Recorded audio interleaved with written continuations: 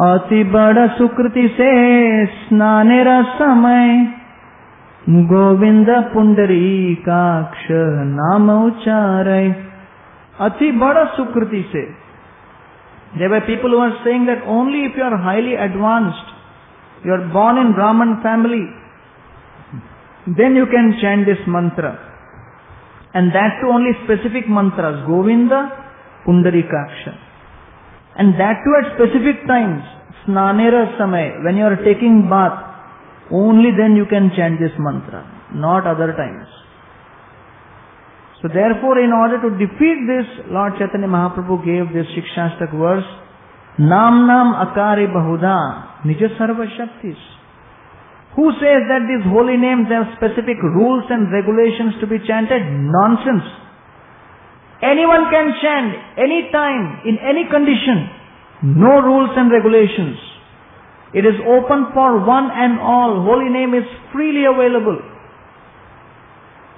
And therefore, these category of ritualistic chanters, they cannot appreciate this principle. And in India, it is very common that people are in general very ritualist.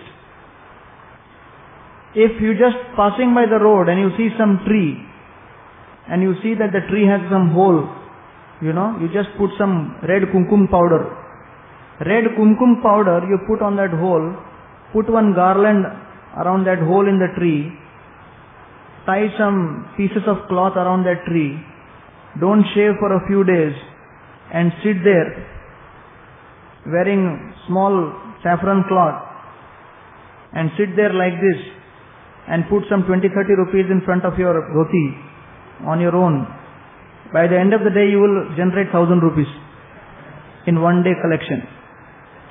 And then gradually so many people will come and they will start circumambulating the tree, and that tree will be given some name, and some people will start stories about the miracle cures which took place by visiting that tree and visiting this Baba and by getting his Ashirwad. And gradually you will find that that person has developed a huge mutt around that tree. Right, that's called business development. The biggest, most powerful MBA graduates from Harvard University, if they are given case study, how do you become millionaire from a tree? He will be bewildered. Because he cannot understand that principle. Only in India you can understand. Given a tree, how to make a million? Simple. Put red kumkum powder. Sit underneath. Make your friends circumambulate.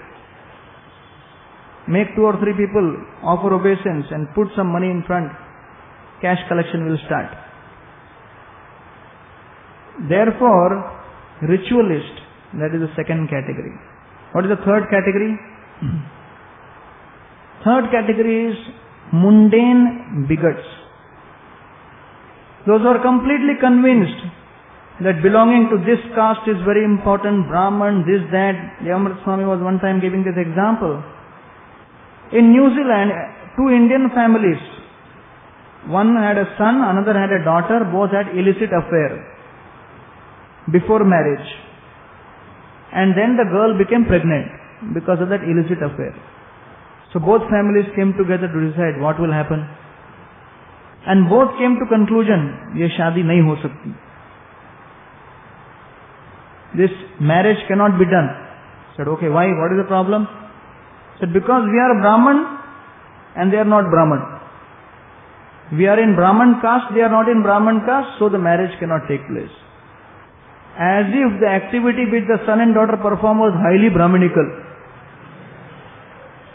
Engaging in illicit activity before marriage, and then later the issue is who is belonging to what caste. Therefore we call this mundane bigotry. And then people, they follow all kinds of sub-religious principles. And nowadays it has become very common, Vastu. Right? Everyone trying to do some research on Vastu, trying to set up what is this Vastu, trying to figure out. In fact, Govindu was mentioning once that even one big economist or some Vastu Shastra specialist, he said, All of India's problems are happening because India's location in the world is not proper according to Vastu. It is surrounded by water on three sides.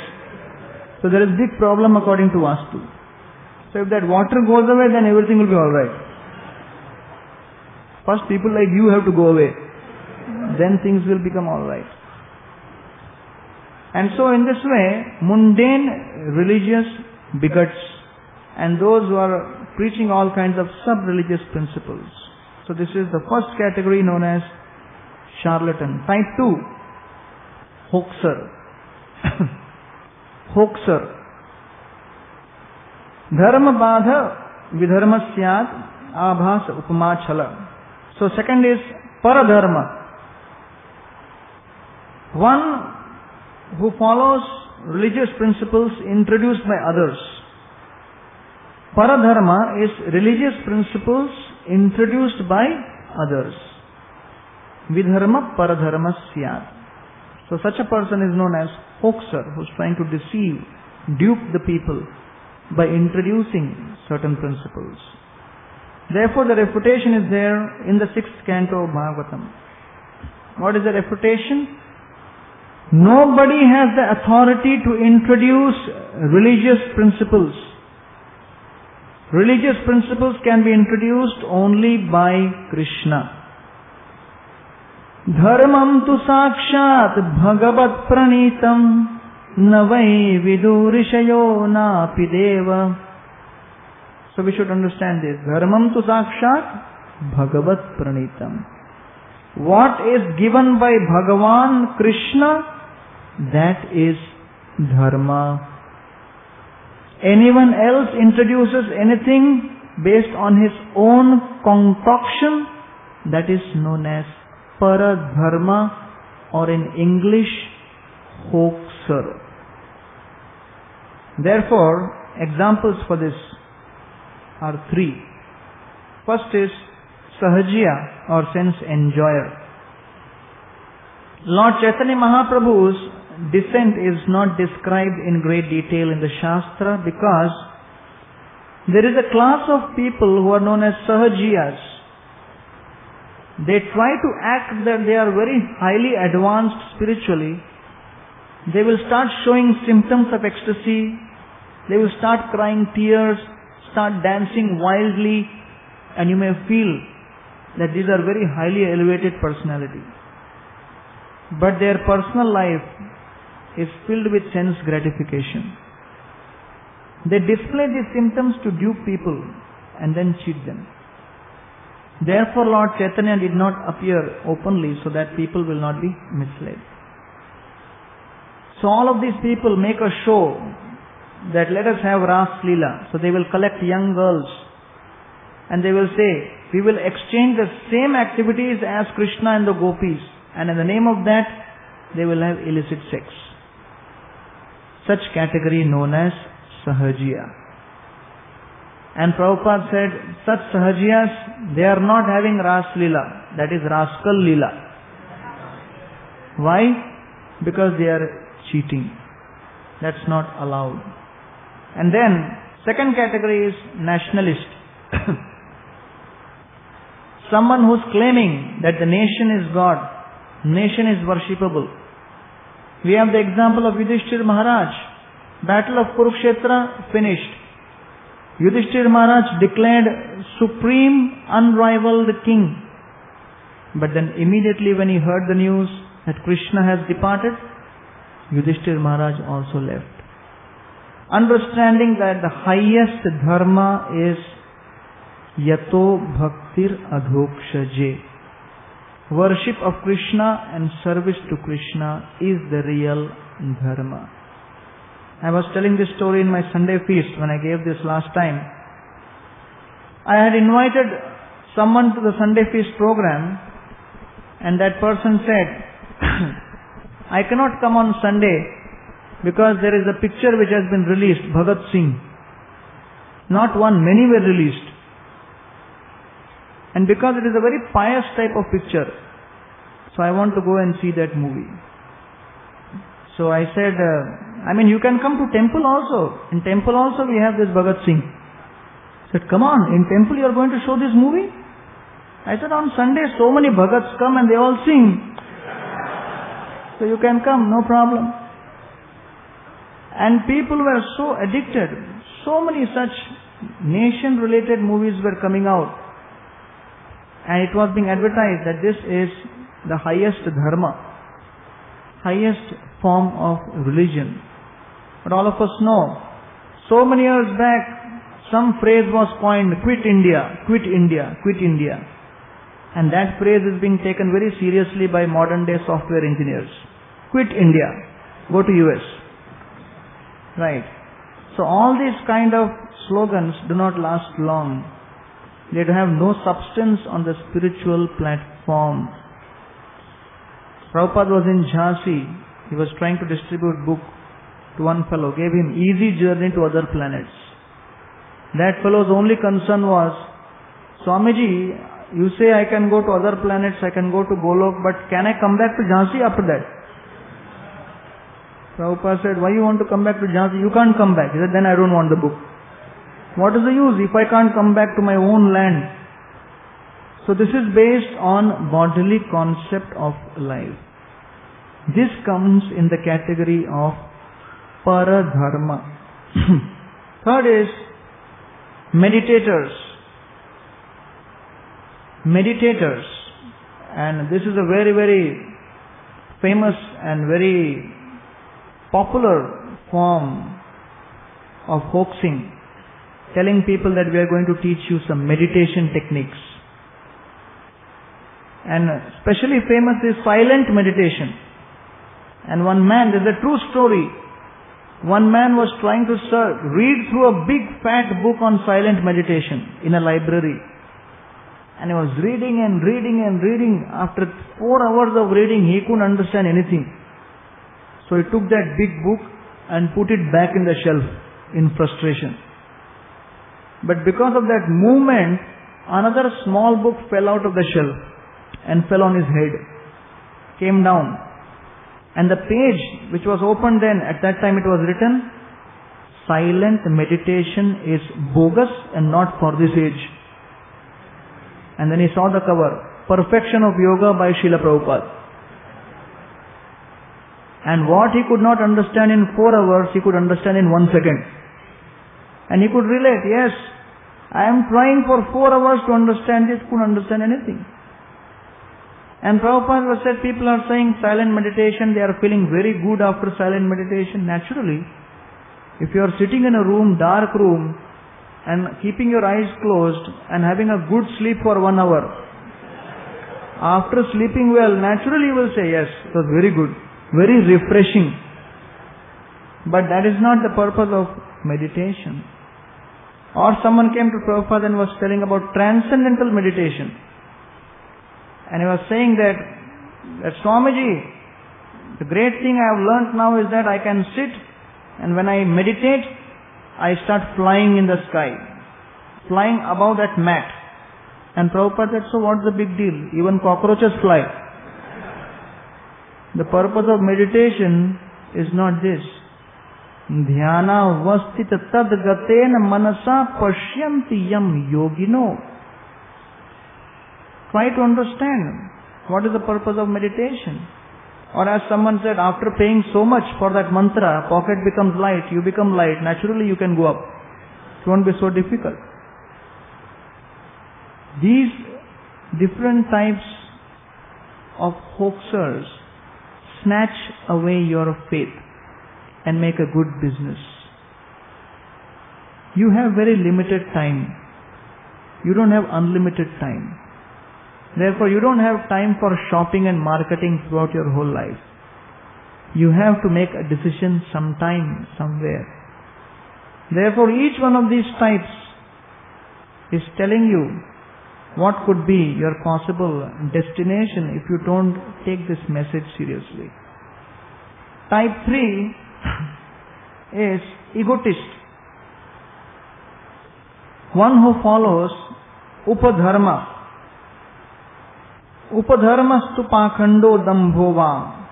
What is that? One who opposes the Vedas, and number 2, out of false pride.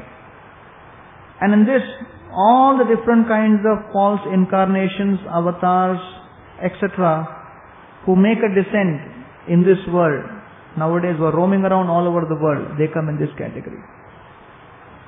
And as Prabhupada said, India is the world leader in manufacturing avatars. And India is also the world leader in exporting avatars all over the world.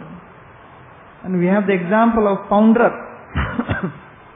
That Poundrak, even when Krishna was personally present, here was one fellow who had so much enthusiasm.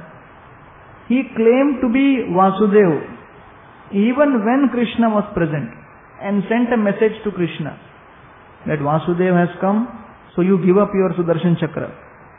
And Krishna sent a message back, yes, I will give up my Sudarshan Chakra on you. And in this way they had a fight and Krishna killed Poundraka. We have the example of Prithu Maharaj. He was being glorified by the Suta and Magadas, that you are the king, you are the greatest, you are supreme. And he said, wait. Let me first display the qualities of God, then you glorify me as God.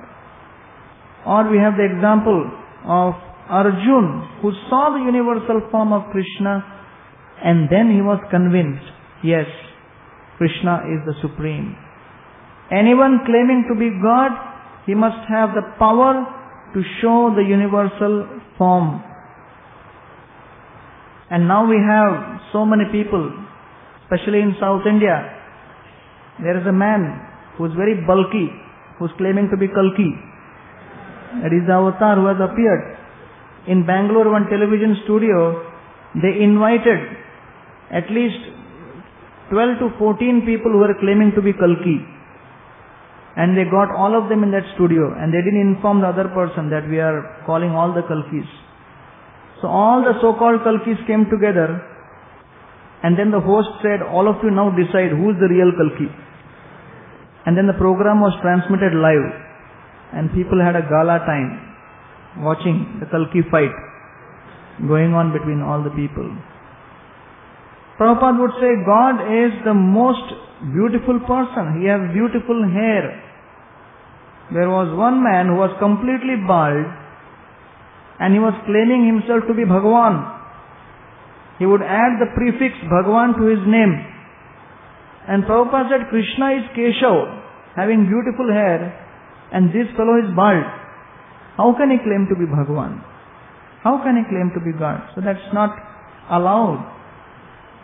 And I was reading an interesting thing, that actually it is humanly impossible for anyone to lick your own elbow. You have this elbow, so it's not possible for anyone to lick the elbow personally. Right? You want to try? Don't try.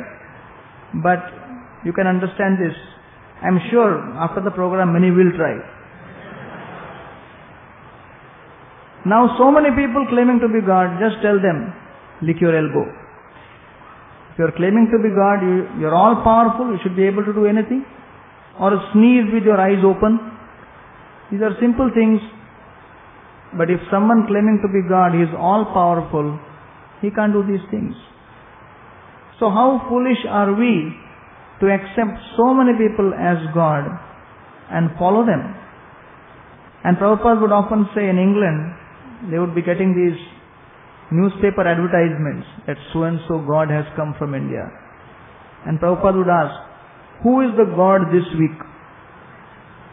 Who has become the God in this week? And one time one man came to meet Prabhupada, and he brought his guru along, and he told Prabhupada, and this guru's hand was in fracture.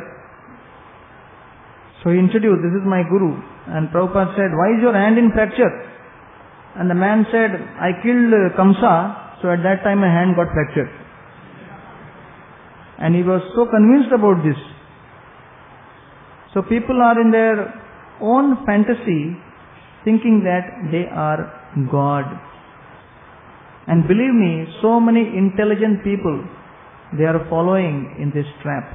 They are completely falling for this trap and destroying their whole lives. So this comes in the category of Upadharma. And as a final example, I would quote from the Srimad Bhagavatam, Lord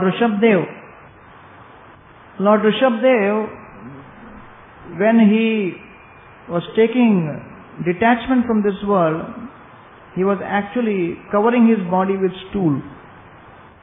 And his stool was fragrant for 80 miles. So this we call as the stool test. Right. Anyone can make his stool fragrant for 80 miles. Then he can start claiming to be God. But otherwise it's not possible. And then more you will see in today's drama. Type 4 is abuser. Abuser means chala. Chala means one who interprets by word jugglery. Right. Teacher asked student, are you good at maths? And the student said yes and no. Teacher said, what does it mean? He said, I am no good. I am not good. Right. Word jugglery. Trying to use words and interpret some meaning out of it. And that is very famous and very common. And especially I tell the story of this king, and he had one special penchant for learning shlokas and hearing shlokas from his minister. So this mantra, this minister spoke one day. He told the king, Shuklam Varadaram Vishnum Shashivarnam Chaturbhujam Prasannavadanam Dhyayat Sarva Vignopashanti. King said, what is the meaning? He said, this is glorifying Lord Ganeshji, how he is white in color, has a beautiful trunk, removes all obstacles. The king said, it's okay, but not really very enchanting. Is there a more sensational meaning? So there was another minister, and he took the chance, and he said, yes, king, this mantra doesn't refer to Lord Ganesh. It actually refers to a 1 rupee coin. 1 rupee silver coin. The king said, how is that? He said, Shuklam Varadaram Vishnum. Silver 1 rupee coin is white in color. Shashivaranam Chaturbhujam. Chaturbhujam means 4 annas into 4 become 1 rupee. That is Chaturbhujam. And Prasanna Vadanam Dhyayat. Everyone wants money. So when they worship money, they become Prasanna. And once you get money, Sarva Vigna Upashante. What is that? And the king said, great. What a fantastic explanation. You are appointed. First fellow dismissed. First fellow went home. His son said, Father, why you are back? He said, I have been dismissed. Why? Because of this Shuklam Varadaram issue. He said, okay, no problem. I will go. So he went. So when he went, this child told the king that actually that verse doesn't refer either to Ganeshji or to 1 rupee coin. It refers to something else. King said, come on, what is that? He said, that refers to Dahi Vada. And the king said, that is my favorite. Come on, how is that? He said, see, Shashi Varna means what? White. Now if you compare a silver 1 rupee coin and Dahi Vada, which is whiter? Dahi Vada. Chaturbhujam means what? Society is comprised of 4 units. Brahman, Kshatriya, Vaishya, Shudra. All have their rules and regulations. But when it comes to eating Dahi Vada, Brahman can eat, Kshatriya can eat, Vaishya can eat, Shudra can eat Dahi Vada. So that is great. And biggest obstacle is hunger. Prasanna Vadanam Dhyayet. When you eat as many Dahi Vadas, you will become very happy.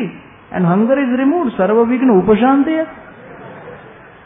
King said, he is appointed now. And that fellow said, fool, you do not understand that verses like this cannot be taken and interpreted according to your own whimsy. Therefore, this 4th category is known as Abhasa, Achala. Chala means those who interpret by word jugglery. And the refutation is that real religion means giving up speculation and interpretation. And that verse comes from the 10th canto of Srimad Bhagavatam. Jnane prayasamudapasya namanta eva Jivanti sanmukharitam bhavadiya varta. Jnane prayasam udapasya. One has to give up mental speculation. Jnane prayasam. And only then one can actually understand what is real religion. Sthane sthita. You be situated in your own place and hear Krishna Katha without speculation. That is the process of understanding real religion, not speculation. Now the example of this are the Mayavadis, the impersonalists, and all of these come in this category of abuser. Abuse means to misuse. So they take Krishna's words, but they abuse it. That means they misuse it. For example, that you can go ahead. You go ahead with this. This is a little detailed explanation of how the meaning is derived. So now in this you can see that any word has two meanings, primary and secondary meaning. For example, the word Saindhava means salt. Saindhava also means horse. Now if I am sitting at dining table and ask, bring Saindhava, and somebody brings horse, then that doesn't make much sense. Because according to the context, you should bring salt.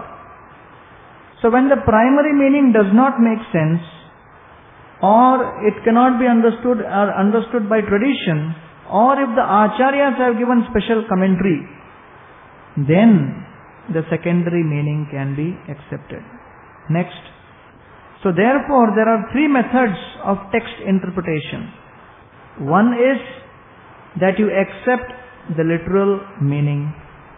Second method is you reject the literal meaning and accept only the secondary meaning. And this is what most of the Mayavadis they do. They do not accept the literal meaning, they accept the secondary meaning. Sarva dharman parityajya. It is so clear. Give up all principles of religion. But they will say, no, what this verse actually means is Sarva dharman parityajya mam. Give up all principles of religion which Krishna has given. And ekam sharanam braja. And go to braja. And do whatever nonsense you want. Same verse, they are taking and twisting it. Or as someone else interpreted, Sarvasya chaham hridi sannivishto. He said this verse means that Sarvasya chaham means everyone likes chai. Sarvasya chaham. And what kind of chai? Hridi sannivishto. Stove pe banaya hua chai. And this was quoted by one of Prabhupada's godbrothers. When he went and met the king of Manipur, he was quoting this interpretation, which he had heard from some Mayavadi. So this is called giving up the literal meaning and accepting the other meaning, secondary meaning. And the third is accepting the statement as allegorical. As the famous saying goes, Mahabharata is describing Kurukshetra. Kurukshetra is this body. And the body has 5 senses. 5 senses are the 5 Pandavas. All of you have heard this. That is total bogus. Total nonsense. And that comes in this category. Accepting the statement as allegorical or interpretation. If someone saying that body is Kurukshetra, Pandavas are 5 senses, then that person is Dhritarashtra. Blind. He doesn't know what is what. As simple as that. Okay. So we have so many people. Like I had a Sanskrit teacher. And I had gone to meet him after many years. His name was Shastriji. So I showed up in front of Shastriji like this. And Shastriji looked at me and was bewildered. Bole, beta, kya ho gaya tumko? What happened? You were so good before. Now we have changed completely. I said, nowadays I am studying Bhagavad Gita written by Swami Prabhupada. He said, Beta, why you study books written by other people? Sanskrit is like a huge ocean. You should learn to be a swimmer in that ocean. Dive deep into that language and then take out pearls of various interpretations. And what is this Arjun? Arjun comes from the word Rij Dhatu. Rij means Siddha. And Arja means Teda. So what this Gita is? Gita is spoken to make the Teda Arjun Siddha. That is Bhagavad Gita. So I had enough. I said, I don't know whether it is Siddha or Teda, you take this Peda. I went away giving him prasad. I didn't want to continue discussion.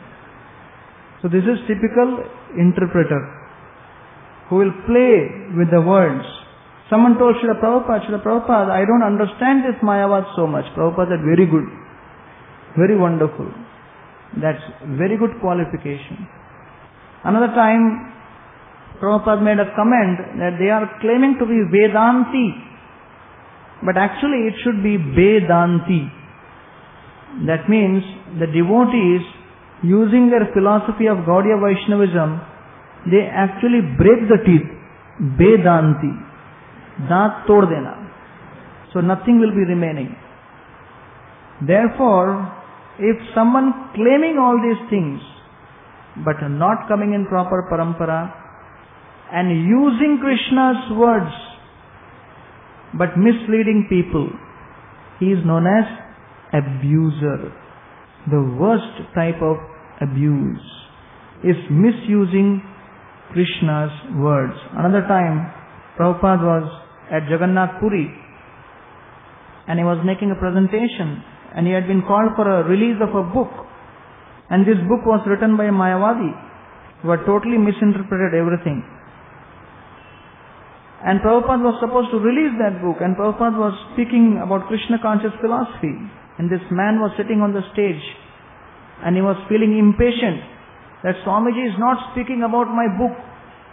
So he was again and again telling, now Swamiji, about my book, that book. Again and again he was reminding Prabhupada. Prabhupada was not listening, continuing. Finally this man got up and said, now Swamiji will speak something about my book. And Prabhupada said, yes, the book is bogus. It is filled with interpretation, not bona fide at all. It is total Mayavad. Nobody should read this book. And that fellow thought, why did I call him as chief guest? But Prabhupada said, I speak always the truth as my Guru Maharaj has taught me.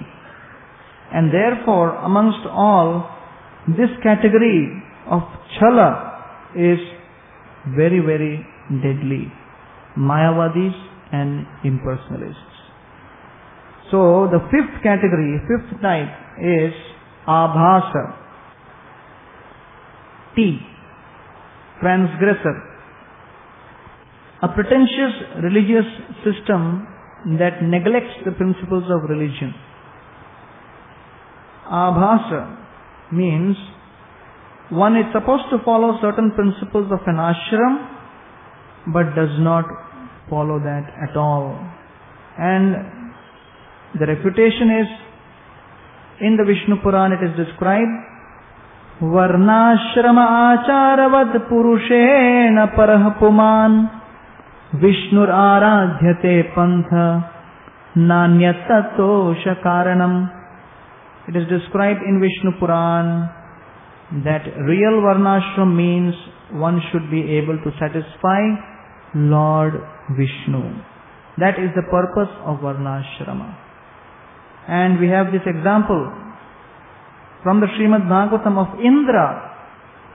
How, when he stole the horse, which was supposed to be meant for sacrifice of Prithu Maharaj's Yagya, Prithu Maharaj's son was chasing behind.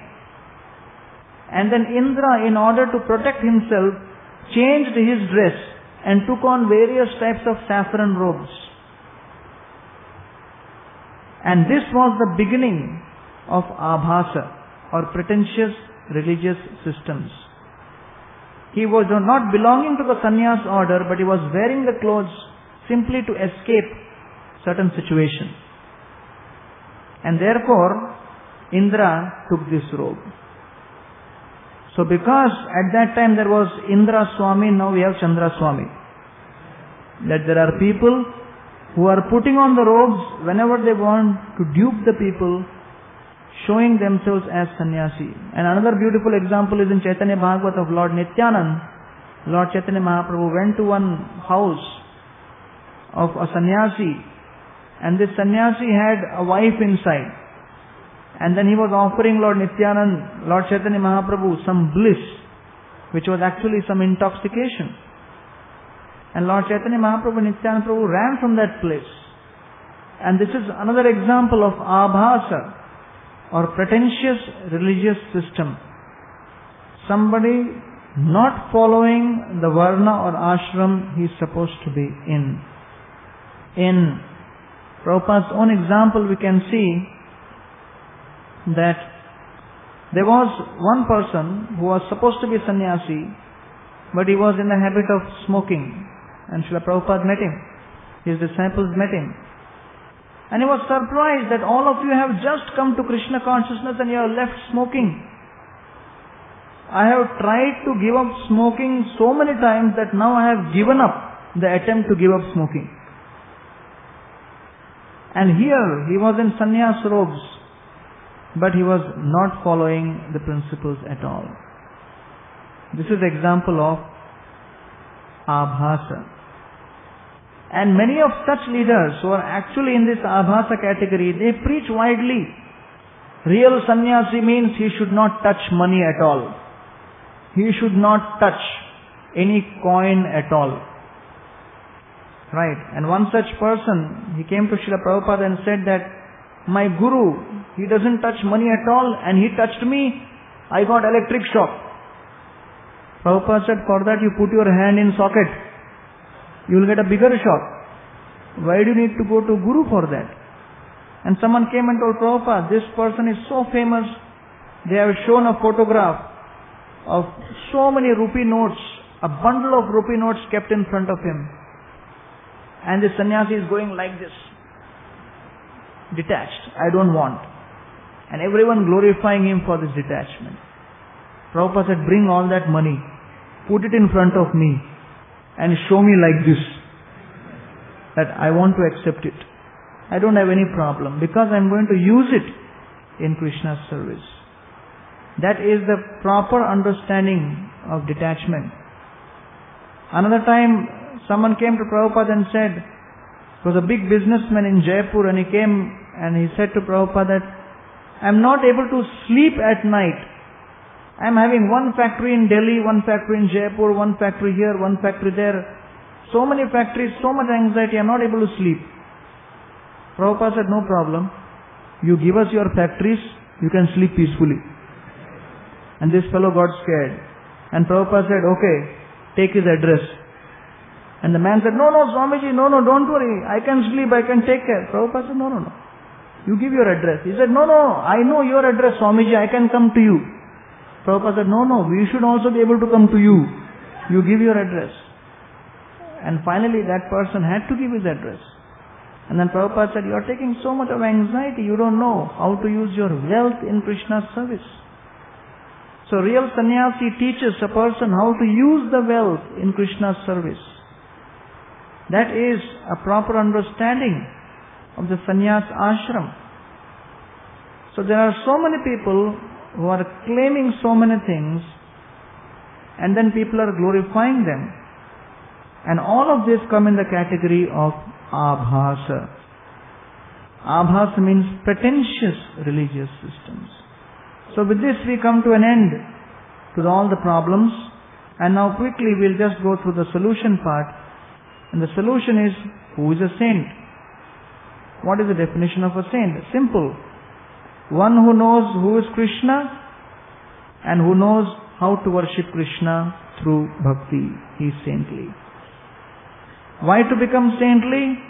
To please Krishna and go back home, back to Godhead. What are the symptoms of such a saintly person? symptoms are that he always chants the holy name, he always obeys the Shastra, he always occupies himself in devotional service to Krishna, and he has the power to liberate the disciples from the cycle of birth and death. So I have put it as cool. What are the symptoms? He is cool. Right. Such a saintly person is cool. He chants always. Someone asked Prabhupada, very interesting question. What should be my consciousness when I am chanting the holy name? What should I do when I chant? Because so many people claim that when you chant you should see red light, green light, this light, that light. Prabhupada said two things you should do when chanting. One, do not do anything. Number two, do not think anything. Just hear the holy name. That is all. That is the most important principle. So like that, obeying Shastra, following exactly what the Shastra says, coming in parampara, that is the example of a saintly person. Thirdly, occupying in a devotional service to Krishna completely. Somebody asked Prabhupada, so Swamiji, are you the spiritual master of the Hare Krishna movement?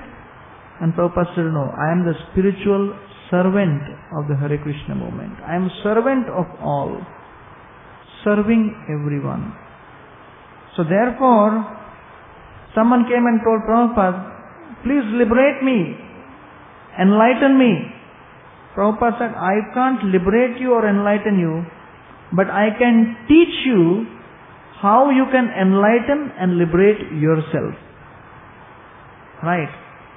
Otherwise, those who are not just saintly people and they are engaged in swindling, then ultimately they take their followers also into hell.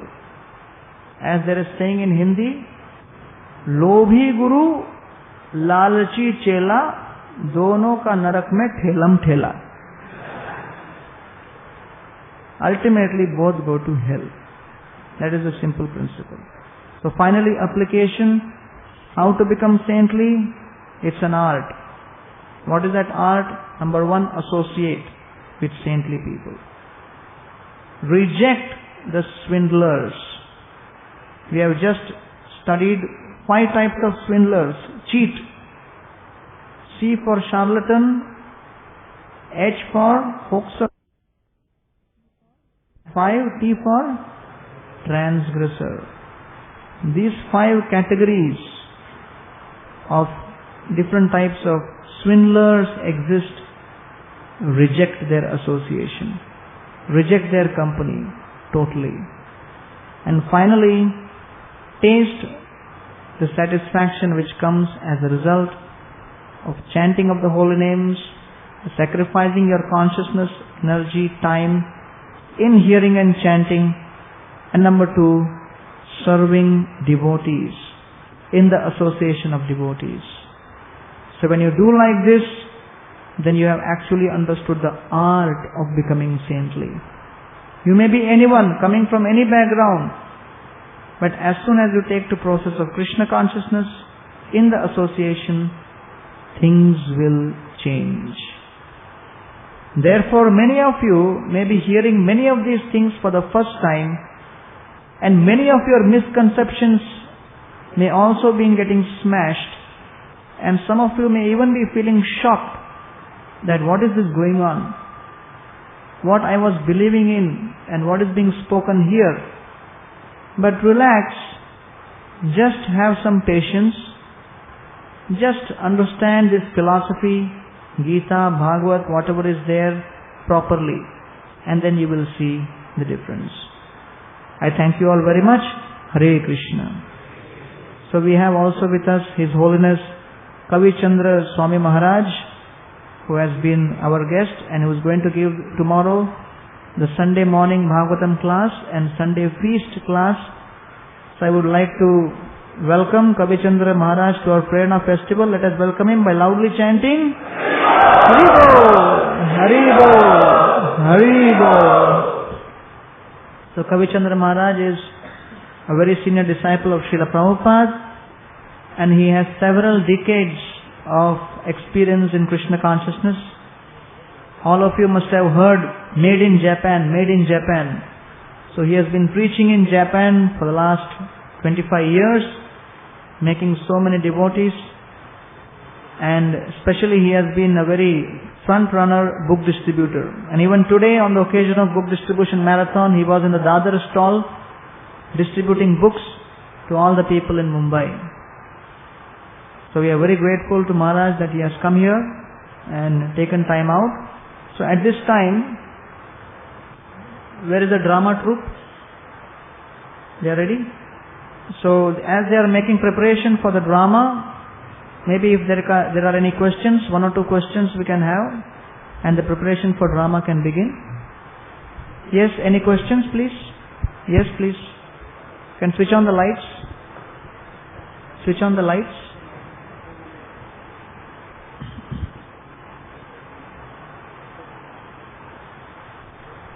Yeah, send the microphone there.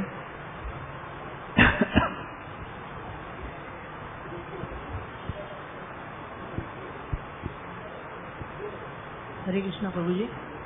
You said that without enough Sukruti, it is not possible to fully absorb in Krishna consciousness. So I am afraid that I may not have enough Sukruti. What should I do? You have sat through whole lecture. That is major Sukruti. It is not possible to come and sit through. Only brave person can come and attend Hare Krishna Satsang. Because the expectations are so high that half the people, they just run away. Therefore, the very fact that all of you have come and sat here is a proof, is a testimony that there is some Sukruti. I think all of you should come this side. Make way for the stage. So this is going to be a very, very exciting drama. And that is going to be the highlight of today's program. So please do not leave. You will be really missing something.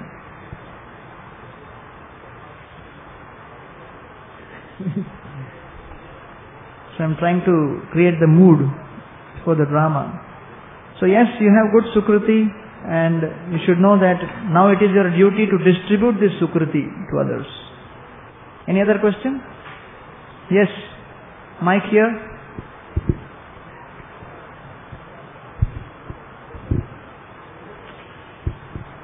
Hare Krishna. Yes. What are the different gods and goddesses which we worship? Suppose Ganesha, Hanumanji. There are 33 crore. So whom are we worshipping? Where are we? Are we worshipping? We means you or me? Like many of us. Suppose we are not worshipping Krishna as an idol and we are worshipping some another god. Are we on the right path, or what are these different gods where we... If you have to go to Delhi and you are on the Madras Dadar train, then what is your destination? Delhi. Your destination is Delhi, but you have just caught the train from Dadar which is going to Chennai. What will be your destination? Chennai. Unless you are a mystic yogi and you can fly out of the train and manifest in Delhi. Whatever ticket you buy, you will reach that destination. Right. So the personality you worship is giving you ticket. So whomsoever you worship, you will go there. That is as simple as that. So the only question to be asked now is, what should I now do to be convinced that worshipping Krishna is the highest, is the best? That is the most important question. All of us have come into Krishna consciousness worshipping someone or something. Right. People say, I don't worship anyone. We don't agree. You may not worship the traditional gods of the Vedic system, but now you are worshipping film stars and cricket stars. Right? You are worshipping. Previously homes used to have one big jhanda on top with some saffron flags flying. Now that is replaced by TV antenna. So previously you have only one God, now so many gods coming on screen. And literally people are worshipping. Therefore don't say that I don't worship. If there is a match and Sachin Tendulkar is hitting a century, how many people will not see that? Raise hand. Okay, no, don't raise hand. But the fact is, that is worship. There is eagerness to see, to hear, to glorify. Right? People are putting their pictures. In the West, rock concerts, people are going mad when the rock star comes on stage. In Andheri Sports Complex, few years back, one such demigod had come. I didn't tell the name, how everyone knows. And he was about to perform in the evening and people were waiting from morning in the stadium for more hours than they would stand for Tirupati Balaji or Siddhivinayak. Why? Because the desire is there to worship. That's why they are standing.